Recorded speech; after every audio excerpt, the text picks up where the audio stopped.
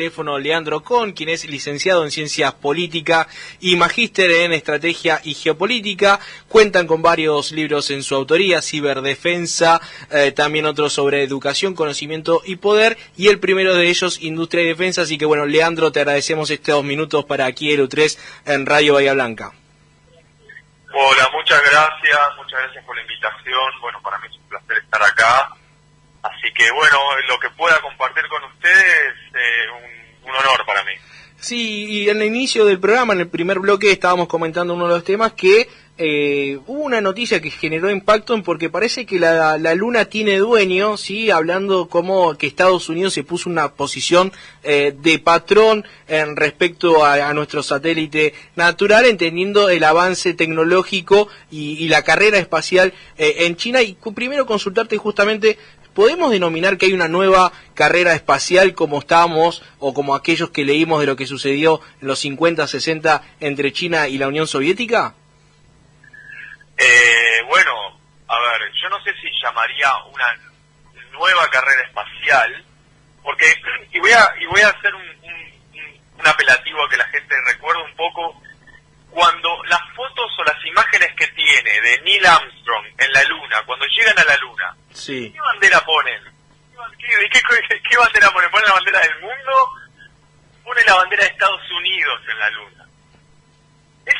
Eso me parece como un dato clave para entender la mirada histórica que ha tenido las grandes potencias en general con respecto a los espacios geopolíticos. Y como todo territorio que todavía es inaccesible por razones tecnológicas, hoy nos preguntamos por qué existe esta carrera que parece más cercana cuando ha sido parte histórica de las aspiraciones de los países de cualquier territorio, que es un poco llegar al control.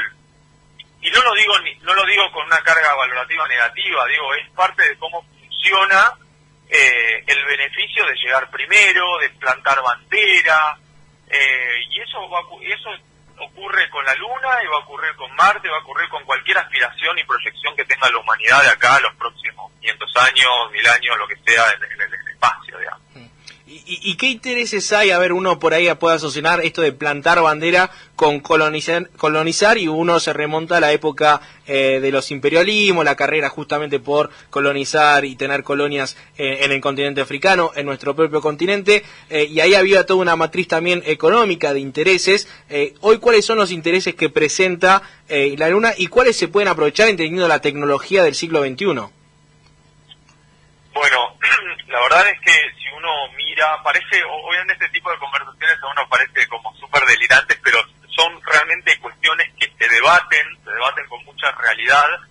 Ustedes por ahí recordarán incluso al empresario Elon Musk, que tiene SpaceX y ahora tiene los satélites Starlink, todo. Él siempre habla de una humanidad interplanetaria, ¿no? Ese concepto de humanidad interplanetaria. Y cuando hablamos de humanidad interplanetaria tenemos que pensar que la Luna, Marte y cualquier lugar que tenga un potencial de colonización y de habitabilidad implica una obra de infraestructura, captar los intereses de empresarios, captar intereses geopolíticos. La Luna tiene una valoración desde el punto de vista geoespacial, no solamente de ocupabilidad, sino de logística. Es uno de los cuerpos celestes, colonizables más cercanos que tenemos, con lo cual hay una cuestión también, logística y operativa que puede llegar a representar la Luna, aparte de todos los ensayos, porque acá estamos hablando y estamos frente a un momento histórico de ¿puede un ser humano vivir 1 año, 2 años, 3 años en una base en la Luna? Es una pregunta que se hace la NASA, que se hacen muchas de las agencias internacionales, donde hay muchos espacios de cooperación, pero también hay muchos espacios de competencia, y esta competencia hoy está un poco tímida, pero se va a incrementar. ¿Por qué? Bueno, porque la Luna, no la Luna, pero sí digo Marte más principalmente, y otros planetas que tienen, potencial de tener minerales, potencial de negocios inmobiliarios, eso abre las puertas a muchas cosas. por eso digo, esa mirada, esa visión de salir un poco más allá del planeta Tierra. Estamos hablando a muchos años en adelante, ¿no? No es una cosa de ahora. Ya estoy exigiendo un procrear marciano, pero ahí creo que mi compañero Charly tiene una pregunta para hacerte, Leandro. Leandro, mucho gusto, ¿qué tal? Buenas tardes. Mi nombre es Carlos Reyes. Te quería consultar, recién Mauro decía si puedo hablar de una nueva carrera espacial, vos quizás no te animás a hablar de esto. Entonces te pregunto si hay una continuidad, si partimos de allá de la década de los 50, donde la carrera era entre Estados Unidos y Rusia, si existe una continuidad, ¿qué pasa que hoy tenemos un nuevo actor? ¿Cómo entra este nuevo actor en la carrera espacial entre Rusia y China? ¿Y qué pasa que volvemos a hablar ahora del alunizaje, cuando en realidad este tema quizás se cortó en los 80, 90 y hoy, 30 años después, vuelve a estar en el tapete esta cuestión? Bueno, porque tenemos varias cuestiones. Yo no me animo a decir que es una nueva carrera por el mero hecho de que creo que hay una continuidad histórico-política que tiene variantes, ¿no? Entonces, en realidad, la idea de la colonización y con toda la implicancia que tiene esa palabra, es parte, y siempre ha sido una parte manifiesta de quienes desean, invierten, porque estamos hablando de inversiones de millones y millones de dólares, y un gran esfuerzo por parte de agencias estatales y privados en que tienen un objetivo específico. Y esto no puede ser, leído simplemente como un proyecto de los últimos 20 o 30 años. Es un proyecto histórico con una clara continuidad. Por eso digo, quizás porque no sean los medios, pero bueno, hay una base en el espacio donde distintos, es comunitaria, o sea, viajan, suben y bajan todo el tiempo astronautas de distintos países, y gran parte de los proyectos han sido entender, acá viene el punto, porque una cosa es llegar, pero llegar ¿qué implica? Implica poner en riesgo vidas, implica un salto muy de alto riesgo. ¿Y qué han hecho, las grandes agencias que, aspiran a la expansión espacial? Estamos hablando de China, de Rusia, de Europa, y de Estados Unidos. Incluso India está entrando en esa carrera. ¿Qué se dieron cuenta? Bueno, que primero tienen que hacer un mayor análisis exhaustivo de las condiciones. Entonces empezaron a refinar mucho más los instrumentos, se avanzó mucho en la robótica, en la capacidad de sacar fotos, las fotos, los análisis en el terreno de los robots que recibimos, que nos mandan información georreferenciada, geoespacial, que buscan agua, que tratan de entender los minerales que existen en estas tierras. Es una forma también de invertir menos dinero y asumir menos riesgos con vidas humanas. Por eso es que se cortó el proceso ese famoso de tratar de pinchar la luna, porque era, desde el punto de vista humano, dinerario y de riesgo, muy costoso. Que te explote, una nave con 3 vidas humanas que entrenaste durante un montón de años y mueran todos, es una pésima noticia. Que explote una nave donde hay un robot que va a ir a Marte, no es tan feo el titular, no sé si me explico. Una cosa genera mucho más impacto, y generar recursos humanos que tengan esas calificaciones, esas capacidades para resolver cosas en el espacio, son muchos años de trabajo. Es más que nada por eso que se percibe como una especie de corte, pero que realmente no ocurre en esos términos. Se reformuló la estrategia en la cual se aborda el espacio. Punto interesante que hacer, porque sí, hace un tiempo leía que como el seguro de vida era muy escaso para Armstrong, Aldrin y Collins, los 3 primeros en alunizar, ellos por las dudas, si no lograron regresar, habían firmado muchas estampitas para que la familia la pudiera subastar. Es interesante el punto que haces en relación a la robótica y al ser humano en la luna. ¿Y Leandro, estás ahí? Sí. Y consultarte respecto, mencionabas a una serie de países. En Rusia anunció que está construyendo su propia estación internacional espacial. Mencionabas la India. La Unión Europea o Europa ha quedado un poco rezagada o históricamente no ha tenido una tradición espacial o robótica. Israel también que se anima y que ha fracasado. Consultarte con estos intereses de todos estos países que tienen una visión y se creen de por sí ya potencias. ¿Hay algún tipo de pacto, de reglamento, así como existe el pacto antártico, donde si bien hay pretensiones, no hay ningún dueño, pero como que están las cartas ahí congeladas justamente? ¿Cómo está esa situación? Un paraguas, vale el paralelismo. ¿Cómo está esa situación respecto a la Luna, entendiendo los intereses de que son cada vez más los que se animan a tener una aventura e invierten mayor presupuestos en áreas de investigación espacial?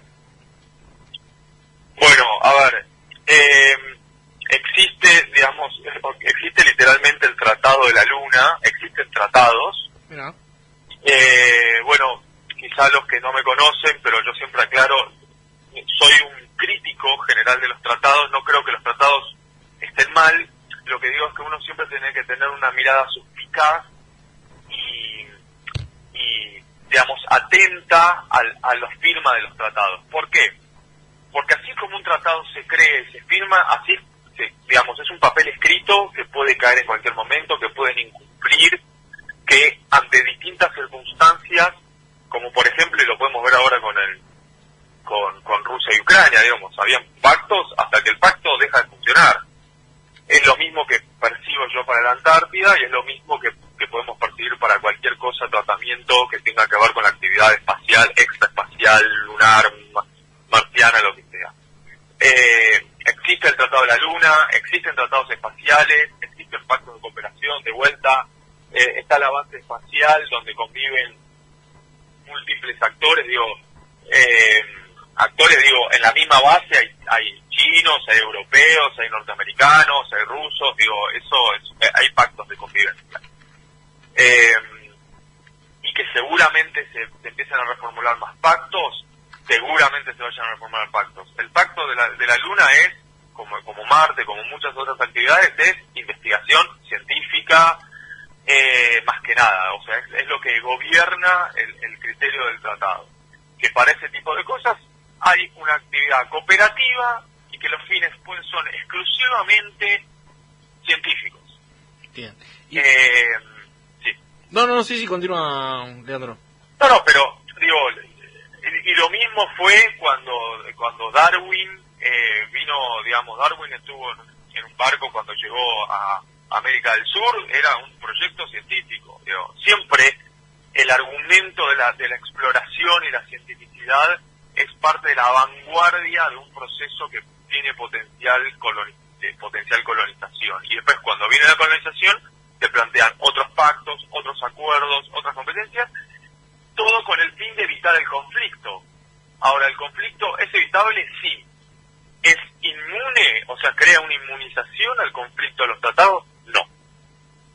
Interesante esa visión. Y recién mencionabas lo de Darwin y justamente te adelantaste un poco a mi pregunta que quería realizar respecto si esta exploración espacial es un argumento que permite también a estos países potencias llevar algún tipo de instalaciones en otros lugares, y hago por ejemplo referencia a lo que sucede de la base espacial en Neuquén de China. La investigación, por ejemplo, sabemos que todo lo que fue espacial para Estados Unidos, un lugar clave había sido Australia, y eso permite tener allí instalaciones científicas, pero que también puede ir de la mano con incorporación o equipos militares. Entonces, consultarte, ¿ves también allí que se conjuga el interés espacial con la geopolítica y la realpolitítica terrenal? Absolutamente, sí, 100%. O sea, la geopolítica contemporánea es, solo puedo entender cómo es la proyección espacial si entiendo las condiciones geopolíticas terrenales, Ya está en el mero concepto de que son las potencias las que llegan al espacio, y la pregunta es, ¿qué van a hacer el resto de las naciones, las que no pueden llegar? El estar a la vanguardia es poder, estar primero es poder, plantar bandera es poder, no solamente es poder porque llegaste hasta ahí, sino es poder porque ya lo estás proyectando en este espacio. Entonces, y con respecto a las bases que hay, bueno, eso también tiene que ver un poco con otra serie de acuerdos que existen. En general, el desarrollo científico orientado a lo espacial, a la observación, digamos, de la astronomía, etcétera, siempre hay acuerdos conjuntos. Es bastante común que hayan acuerdos conjuntos, sobre todo porque la Argentina por ahí no tiene la infraestructura, ni el capital, ni las posibilidades de tener un observatorio de determinadas características. Entonces los acuerdos son, vos haces el observatorio, pero me compartís toda la información a mí, y es parte, por ejemplo, eso es parte del acuerdo que tiene con la base china. Ahora bien, con respecto a la base china, que este es un típico elemento de discusión, quiero que sepan que hay bases norteamericanas, hay base europea, hay base china, hay base de muchos países, no solamente de China, y que tienen los mismos acuerdos que la base china. Ahora bien, ¿qué pasa con la base china? Bueno, en China, todo lo que tiene que ver con la investigación espacial está dentro de la órbita del universo militar. Incluso las investigaciones científicas orientadas a lo pacífico, a todo lo que tiene que ver con lo que dice la investigación civil y investigación puramente, digamos, de científicos civiles, eso generalmente está gobernado por las Fuerzas Armadas de alguna manera, porque es otro tipo de sociedad, la configuración de la economía política china es distinta. Entonces generó más, digamos, desconfianza, que está bien que haya desconfianza, el hecho de que suene como base militar, porque bueno, pero porque todo lo referido a la investigación aeroespacial en China es militar. Entonces, por eso una base, la China, tiene más características y personal militar y no la europea, porque bueno, porque en Occidente nosotros hemos dividido mucho lo que tiene que ver con lo civil de lo militar y los chinos no. Quería hacer como esa aclaración igual. Bueno, yo para cerrar, te quería preguntar cómo pensás que se va a reordenar el mundo, digamos, puertas para adentro, en función de lo que haga China hacia la Luna. No, va a ser la misma dinámica que vemos en tantos otros espacios. Digo, por lo pronto va a ser como la Antártida cuando se firmó el Pacto Antártico. O sea, hasta que no hayan posibilidades reales, materiales, de colonización, o sea, y cuando hablo de colonización es que un ser humano pueda vivir ahí 1 año, 2 años, 3 años, lo que sea, vamos a tener espacios de cooperación, más que nada. Ahora, en esos espacios de cooperación, obviamente hay una carrera, pero es una carrera con reglas.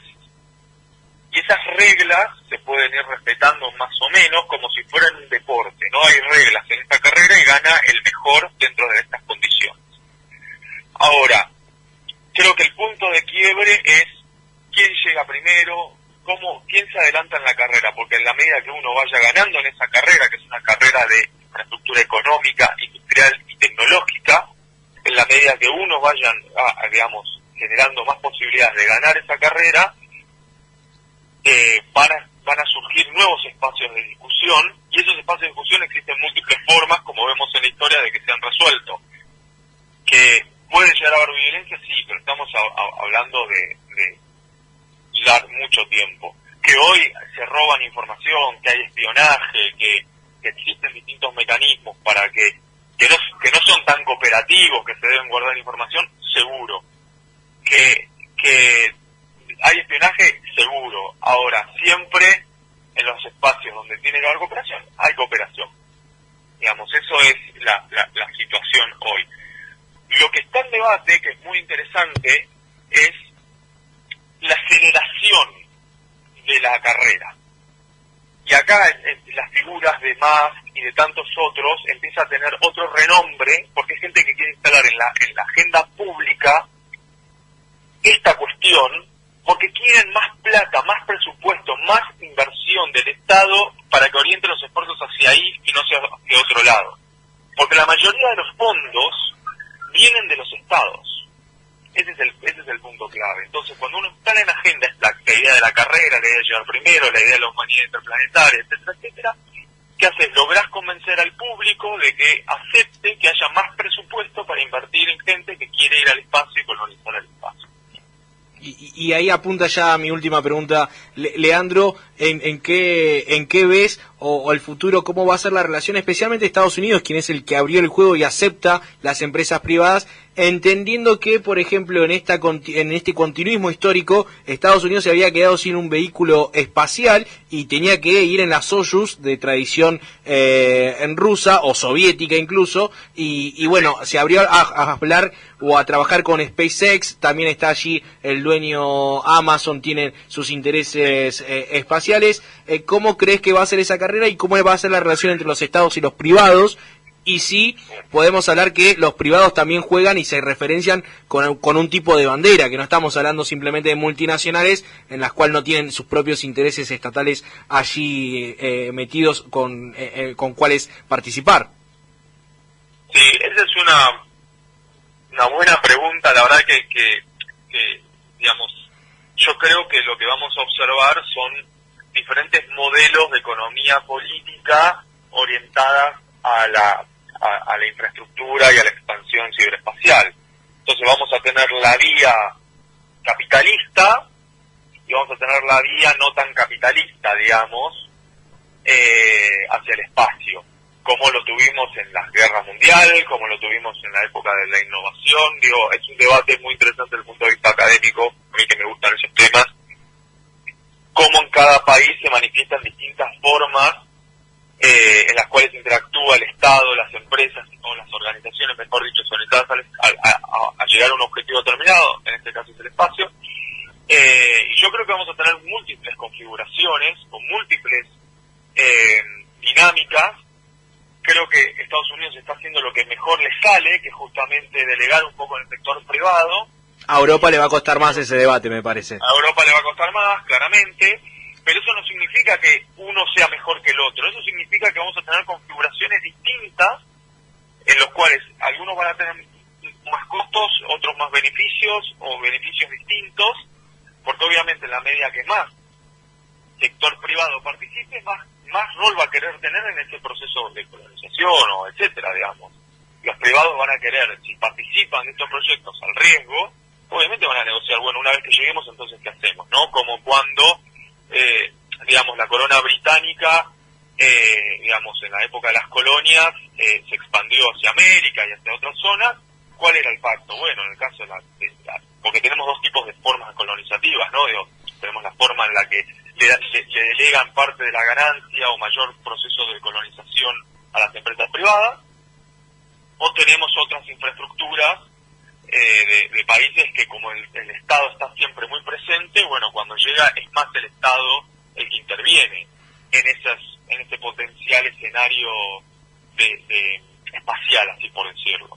Lo que vamos a tener, o sea, para hacer corta la respuesta, es vamos a tener distintas formas, cada una con sus ventajas y desventajas.